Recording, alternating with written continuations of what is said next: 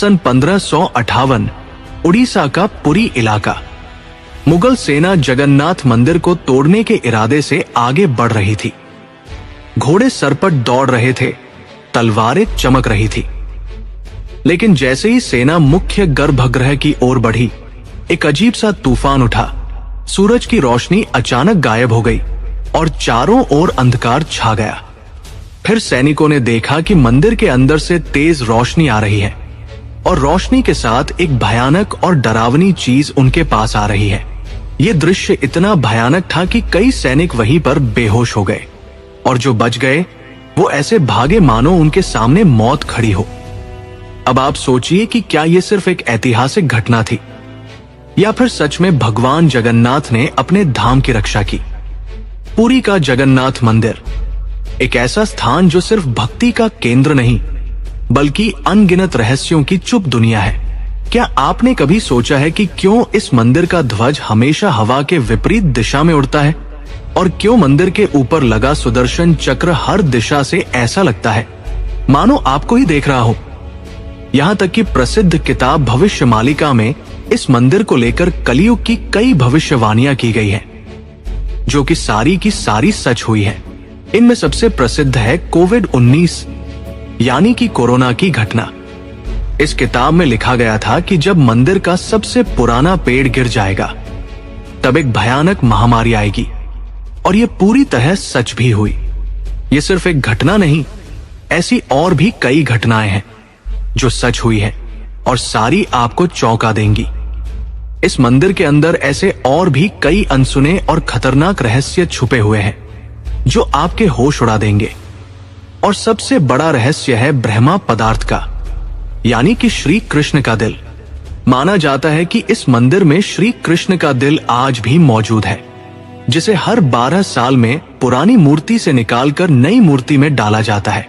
पिछले 800 सालों से इस मंदिर का ध्वज हर रोज बदला जाता है और कहा जाता है कि अगर इसे एक भी दिन न बदला गया तो मंदिर को 18 सालों के लिए बंद करना होगा।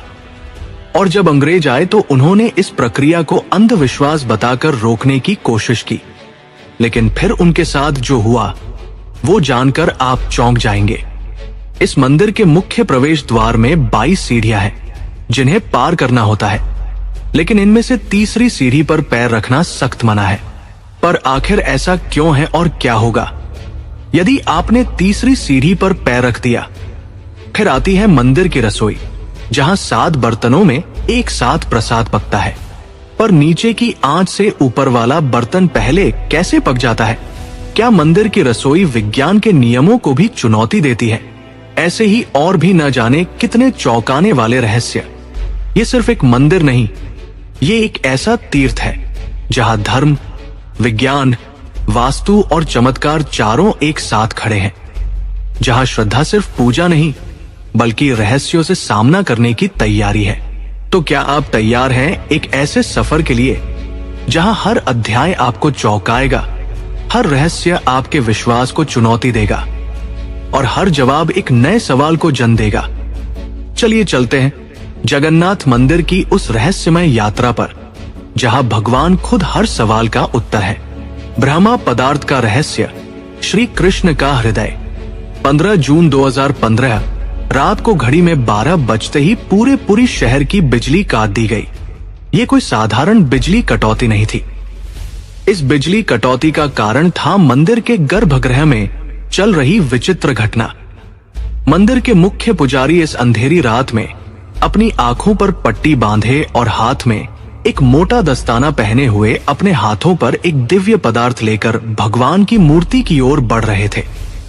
ये कुछ और नहीं, श्री कृष्ण का दिल था, जिसे ब्रह्मा पदार्थ भी कहा जाता है।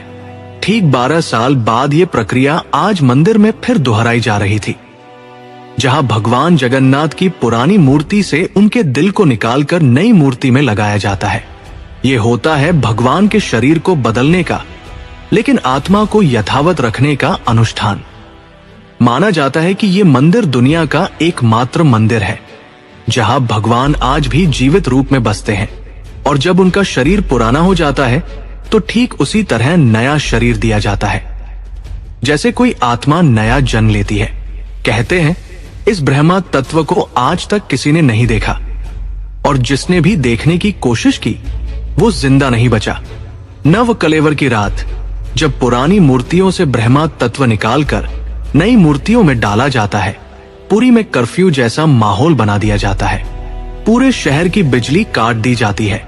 मंदिर को घोर अंधेरे में बंद कर दिया जाता है। मंदिर के अंदर होते हैं सिर्फ विशुद्ध ब्राह्मण, जिनका खानदान सदियों से यही कार्य करता आया है।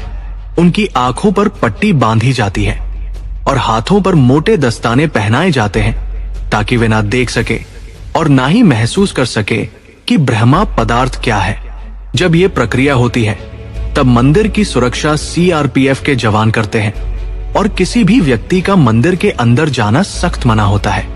जब 2015 में ये अनुष्ठान हुआ था, तब एक पांडे ने उस ब्रह्मा तत्व को हाथ लगा दिया था, जिसके बाद वह तुरंत ही बेहोश हो गया, और जब आंख खुली तो वे मानसिक रूप से पूरी तरह अस्थिर हो गया था। तो सवाल उठता है, ब्रह्मा तत्व आखिर है क्या? क्या ये कोई दिव्य ऊर्जा है? क्या ये सिर्फ विश्वास है, या सच में कोई ऐसा अविनाशी पदार्थ मौजूद है जो युगों से युगों तक जीवित है? माना जाता है कि ये ब्रह्मा पदार्थ काफी ज्यादा शक्तिशाली है, जिससे लगातार दिव्य ऊर्जा निकलती रहती है और हमेशा हल्का सा कंपन महसूस होता रहता है। प्रसिद्ध इंडियन आर्कियोलॉजिस्ट प्रवीण मोहन के हिसाब से श्री कृष्ण सिर्फ एक इंसान नहीं, बल्कि एक सुप्रीम बीइंग थे। उनके मुताबिक ब्रह्मा पदार्थ, जिसे कृष्ण का दिल भी कहा जाता है, वो असल में एक आर्क रिएक्टर है, यानी कि एक ऐसा डिवाइस जो भयंकर स्तर की ऊर्जा उत्पन्न करता है। उन्होंने ये तक बताया कि क्यों जगन्नाथ की मूर्तियों को लकड़ी से बनाया जाता है। उनके अनुसार लकड़ी बिजली को कंडक्ट नहीं करती, जिस कारण वह ब्रह्मा पदार्थ से निकलने वाली इलेक्ट्रोमैग्नेटिक एनर्जी को रोक लेती है। वैसे तो माना जाता है, आज तक इसे किसी ने नहीं देखा है, पर आज से करीब 50 साल पहले एक व्यक्ति ने दावा किया था कि उसने इस हृदय को देखा है। उसने कहा कि हृदय चांदी की तरह तरल बह रहा था, और यही तरल लकड़ी को कमजोर कर देता है, जिस कारण हर 12 साल में मूर्ति बदली जाती है।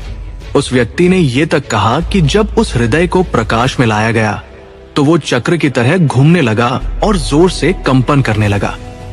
यानी कि जब इस ब्रह्मा पदार्थ को रोशनी मिलती है, तो ये और भी ज्यादा सक्रिय हो जाता है, जो कि खतरनाक साबित हो सकता है, जिस कारण हर बार जब इसे पुरानी मूर्ति से नई मूर्ति में बदला जाता है, तब पूरी शहर की बिजली काट दी जाती है। विज्ञान के लिए आज भी ये एक चौंकाने वाला रहस्य है, जिसे कोई समझ नहीं पाया, लेकिन भक्तों के लिए ये उनके श्री कृष्ण है, उनका दिल है, जिस कारण हर दिन लाखों की तादाद में भक्त भगवान जगन्नाथ के दर्शन करने आते हैं। वैसे क्या आपको पता है कि जब श्री कृष्ण की मृत्यु हुई, तब पांडवों ने उनके शरीर को जला दिया था, पर फिर कैसे उनका हृदय बच गया और वह पुरी तक कैसे पहुंचा, और इस भव्य मंदिर की रचना किसने की? आखिर कौन था जिसने बड़ी ही कारीगरी तरीके से भगवान जगन्नाथ की मूर्ति बनाई? तो चलिए जानते हैं अब इस रहस्यमयी और रोचक घटना को। आज से करीब 5000 साल पहले महाभारत युद्ध के पश्चात चारों तरफ केवल लाशें ही पड़ी थी। लाखों पड़े शव और कौरवों के विनाश ने सब कुछ हिला दिया। कौरवों की माता गांधारी ने इस विनाश का कारण श्री कृष्ण को बताया। उनके हिसाब से अगर श्री कृष्ण चाहते तो ये युद्ध होता ही नहीं, पर उन्होंने ऐसा नहीं किया, जिसके कारण क्रोधित होकर गांधारी ने कृष्ण को श्राप दिया। श्राप के कारण यादव वंश समाप्त हो गया और श्री कृष्ण एक पीपल के पेड़ के नीचे विश्राम कर रहे थे। तब एक शिकारी ने उन्हें हिरन समझकर उन पर तीर चला दिया, और जैसे ही तीर श्री कृष्ण के पैरों पर जाकर लगी, उन्होंने इस लोक को छोड़ दिया और मृत्यु को स्वीकार किया। और माना जाता है कि उनकी मृत्यु के साथ ही पूरी द्वारका नगरी पानी में समा गई, जिससे उनका पूरा वंश समाप्त हो गया। माना जाता है कि जब शिकारी ने उन्हें गलती से मारा, तो उसे बहुत पछतावा हुआ और उसने श्री कृष्ण से माफी मांगी, पर श्री कृष्ण ने बताया कि ये मेरे ही कर्मों का फल है। उन्होंने समझाते हुए कहा कि पिछले जन्म में तुम महान वानर राजा बाली थे, जिसे मैंने ही राम अवतार में छल से मार दिया था, और उसी कारण आज तुम मेरे मृत्यु का कारण बने। माना जाता है कि जब श्री कृष्ण की मृत्यु की खबर पांडवों को मिली तो उन्होंने पूरे रीति रिवाज से श्री कृष्ण का अंतिम संस्कार किया और जब उनके शरीर को जलाया गया तो उनका पूरा शरीर पंच तत्वों में विलीन हो गया, परंतु उनका हृदय बच गया और जलने की बजाय और भी अधिक ऊर्जा से धड़कने लगा। इसी हृदय को बाद में ब्रह्मा पदार्थ कहा गया। अर्जुन ने इस हृदय को लकड़ी के मंच पर रखकर नदी में बहा दिया। काफी लंबे समय तक बहने के बाद यह ब्रह्मा पदार्थ उड़ीसा के समुद्र तट पर पहुंचा। उस समय उस तट पर सबरा जनजाति समुदाय के लोग रहा करते थे। उस जनजाति के मुखिया विश्ववसु ने जब इस ब्रह्मा पदार्थ को देखा तो वे इसकी ऊर्जा और दिव्य प्रकाश से प्रभावित हो गए। उन्होंने तुरंत ही पहचान लिया कि ये भगवान के ही रूप है और उन्होंने इसे नील माधव के रूप में पूजना शुरू कर दिया। उसी समय मालवा के राज्य में राजा इंद्रद्युम्न राज्य किया करते थे। वे भगवान विष्णु के काफी बड़े भक्त थे। विष्णु उनके सपने में आए और उन्हें नीलांचल पर्वत पर जाकर नील माधव को ढूंढने और उनके लिए एक भव्य मंदिर का निर्माण करने का आदेश दिया, जिसके पश्चात राजा ने अपने ब्राह्मण पुजारी विद्याप्ति को आदेश दिया कि वह इस मूर्ति को ढूंढ निकाले। विद्याप्ति कई दिनों तक नीलांचल पर्वत के अलग हिस्सों में इसकी तलाश करते रहे, लेकिन वे असफल रहे, जिसके बाद विद्याप्ति ने चालाकी दिखाई और विश्ववसु की पुत्री ललिता से विवाह कर लिया। अब विद्याप्ति ने ललिता की मदद से विश्ववसु को मनाया और वे उस गुफा की ओर चल पड़े। जैसे ही विद्याप्ति ने उस नील माधव की मूर्ति को देखा, वे उसकी ऊर्जा से काफी ज्यादा प्रभावित हुए और उन्होंने तुरंत ही ये बात राजा इंद्रद्युम्न को बताई। लेकिन जब राजा इंद्रद्युम्न वहां पहुंचे तब तक विश्ववसु ने वो मूर्ति वहां से हटा दी थी, जिससे राजा काफी उदास हो गए और अपने महल लौटे।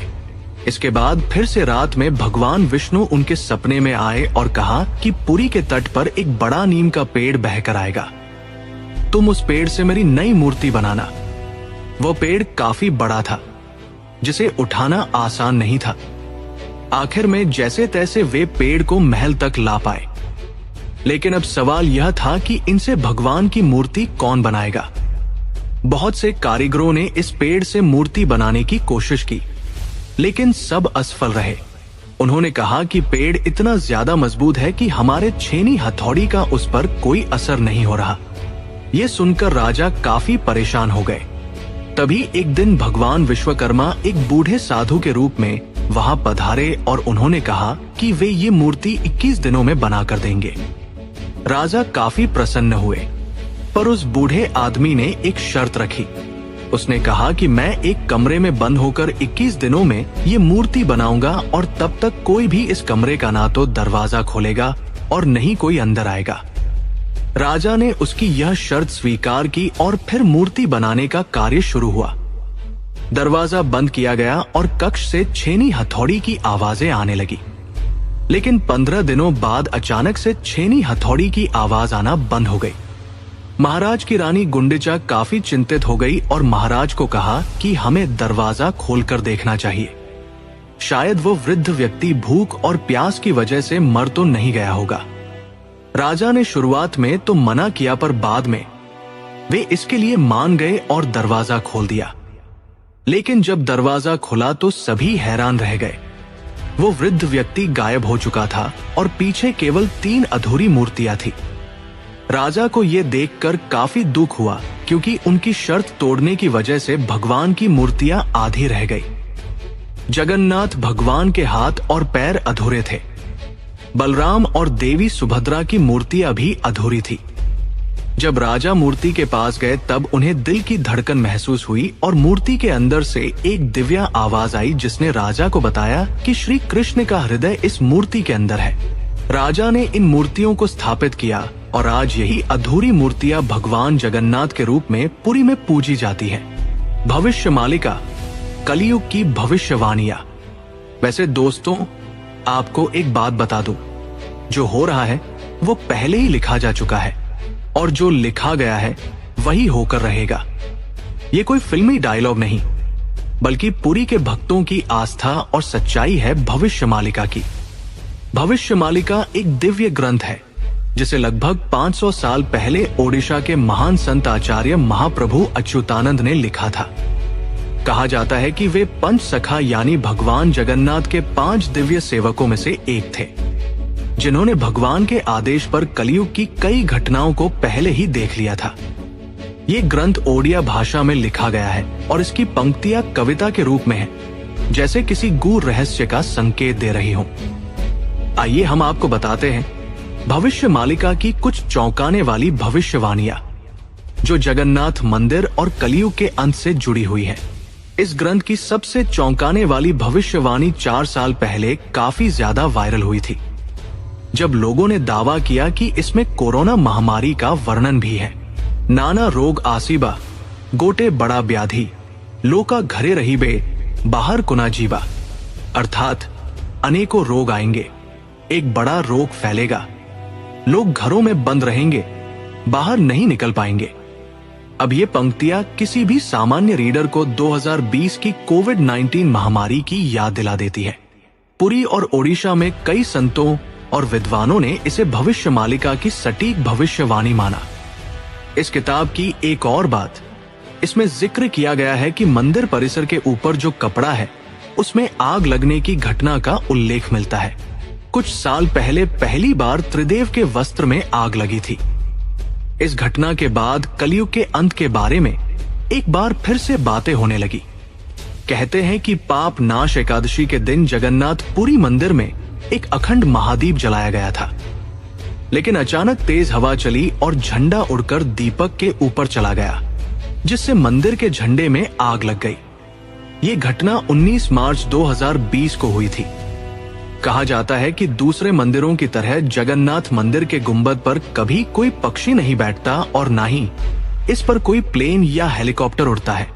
भविष्य मालिका के अनुसार जब कलयुग का अंत करीब होगा तो भगवान जगन्नाथ मंदिर का नील चक्र यानी सुदर्शन चक्र तूफान से टेढ़ा हो जाएगा। मई 2019 में समुद्री तूफान फानी के कारण ये विशालकाय चक्र टेढ़ा हो गया था।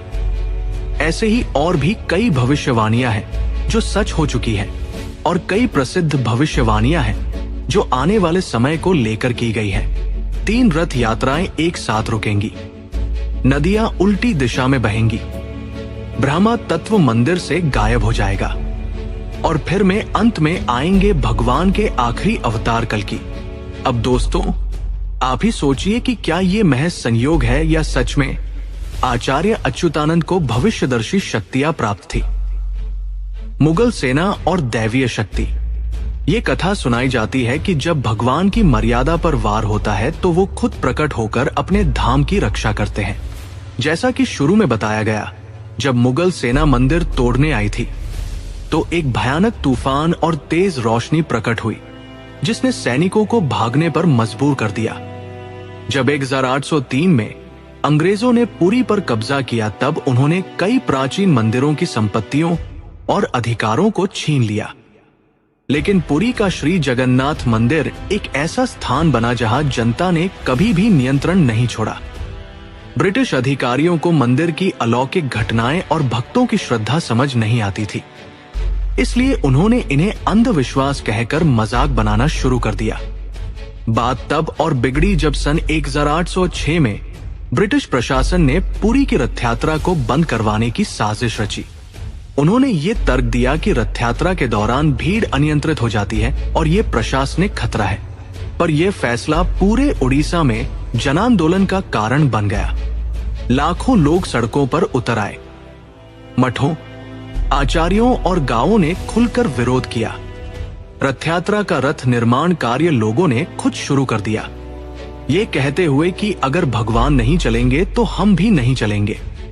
इस जनता के दबाव और आक्रोश के चलते ब्रिटिश सरकार को पीछे हटना पड़ा और 1806 में फिर से रथ यात्रा की अनुमति दी गई।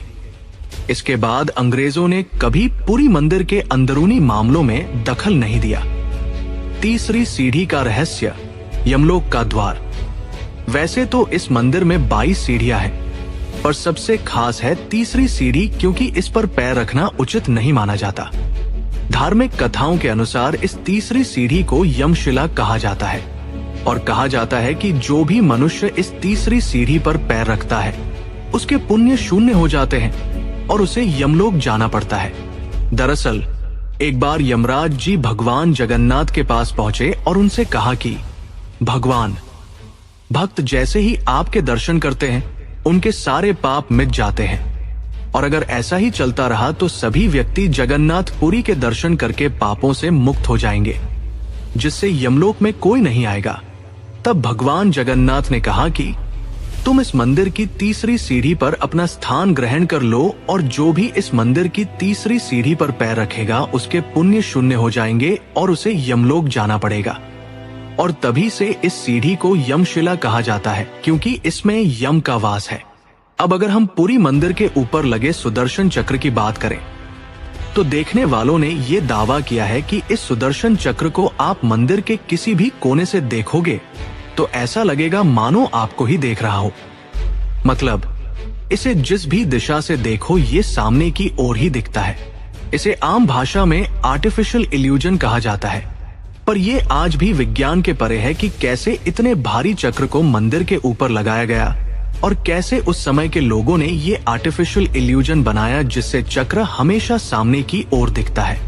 इसे आज भी विज्ञान नहीं समझ पाया, पर भक्तों के अनुसार ये श्री कृष्ण का चक्र है जिसे उन्होंने इस दुनिया की रक्षा के लिए इस मंदिर में स्थापित किया है। और भविष्य मालिका की एक और पंक्ति के हिसाब से जब ये मंदिर समुद्र के अंदर समा जाएगा तब कलयुग अपने अंतिम चरण पर होगा और तब आएंगे विष्णु के आखिरी अवतार कल्कि। अब जानते हैं पुरी के रसोई घर के बारे में। जगन्नाथपुरी का रसोई घर दुनिया की सबसे बड़ी और सबसे रहस्यमयी रसोई है, जिसके अनोखे तथ्य और परंपरा भक्तों को आश्चर्यचकित कर देती है। रसोई का सबसे बड़ा रहस्य ये है कि यहाँ भोजन 7 मिट्टी के बर्तनों में बनाया जाता है और हर एक बर्तन को एक के ऊपर एक रखा जाता है। आश्चर्यजनक रूप से नीचे की आंच से भी सबसे ऊपर वाला बर्तन पहले पक जाता है। ये एक ऐसा विज्ञान है जिसे आज तक कोई नहीं समझ पाया। इस पवित्र रसोई में किसी प्रकार के आधुनिक ईंधन या गैस का उपयोग नहीं किया जाता, बल्कि केवल लकड़ी के चूल्हे पर पारंपरिक विधि से प्रसाद बनाया जाता है। लगभग 50,000 से 2 लाख लोगों तक को महाप्रसाद बांटा जाता है। लेकिन चमत्कार देखो, कभी भी खाना बर्बाद नहीं होता और कभी भी कम नहीं पड़ता। मान्यता है कि मां लक्ष्मी स्वयं प्रतिदिन रसोई में आती है और रसोई के सेवकों को अंतः प्रेरणा देती है कि आज कितनों के लिए प्रसाद तैयार करना है। ये सिर्फ परंपरा नहीं, सदियों से चलती लीला है जिसे आज तक कोई इंसानी गणित नहीं समझ पाया। एक और चौंकाने वाली बात तो ये है कि इतने बड़े किचन में जहां 500 से ज्यादा रसोइये और सेवक काम करते हैं, जहां हर दिन सैकड़ों क्विंटल अनाज, सब्जियों और मसाले इस्तेमाल होते हैं, वहां ना कोई बदबू होती है, नहीं कोई मक्खी। कहा जाता है कि ये अग्निदेव और माता लक्ष्मी की कृपा है जो इस रसोई को हर प्रकार की अशुद्धि से दूर रखती है। 18वीं सदी में मराठा शासन काल के दौरान एक बार एक अधिकारी ने रसोई के चमत्कार को अंधविश्वास बताते हुए जानबूझकर बर्तनों की संख्या बदलने का आदेश दिया। लेकिन इसके बावजूद उस दिन भी पुरी में महाप्रसाद एकदम सटीक बना, ना एक दाना कम, ना एक दाना ज्यादा। इसके बाद अधिकारी ने रसोई में दोबारा हस्तक्षेप न करने की कसम खा ली। कभी कभी जीवन में कुछ चीजें ऐसी होती हैं जिन्हें न तर्क से समझा जा सकता है और न ही विज्ञान से परखा जा सकता है। पुरी के श्री जगन्नाथ मंदिर का हर पत्थर, हर कोना हमें एक ऐसी दुनिया में ले जाता है जहां भक्ति और बुद्धि, विज्ञान और विश्वास, संघर्ष और समाधान सब एक साथ चलते हैं। ये वीडियो सिर्फ जानकारी नहीं, बल्कि आपकी अपनी यात्रा है श्रद्धा से रहस्य तक।